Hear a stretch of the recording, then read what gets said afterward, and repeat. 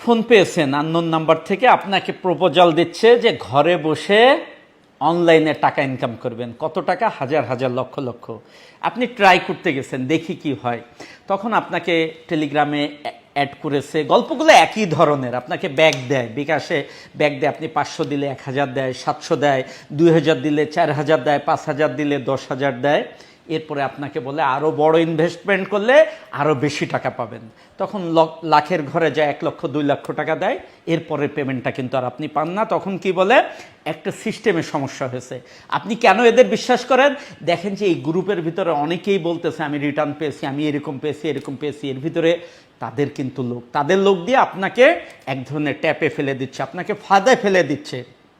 আপনি লোভিয়ে ব্যাংক অ্যাকাউন্টে টাকা দিচ্ছেন, আপনি মনে করছেন আমি তো অ্যাকাউন্টে টাকা দিচ্ছি। ভাইরে, এরপরে কি লাপাত্তা, এই টাকাও পান না, আপনাকে গ্রুপ থেকে আউট করে দিচ্ছে, কোনো কিছু খুঁজে পাচ্ছেন না। এভাবে শর্টকাট ওয়েতে টাকা ইনকাম করা যায় না। যখনই অপরিচিত কোনো লোক এভাবে টাকার লোভ দেখাবে, প্রথমে আপনার সচেতন থাকতে হবে, সাবধান থাকতে হবে। এই লোভে পড়া যাবে না, তাদের ফাঁদে পা দিবেন না। আপনি যদি পা দেন, নিশ্চিত আপনার টাকা তো যাবেই। অনেকে দেখছি লোন করে বিভিন্ন জায়গার থেকে টাকা এনে দিয়ে ধরা খেয়েছেন।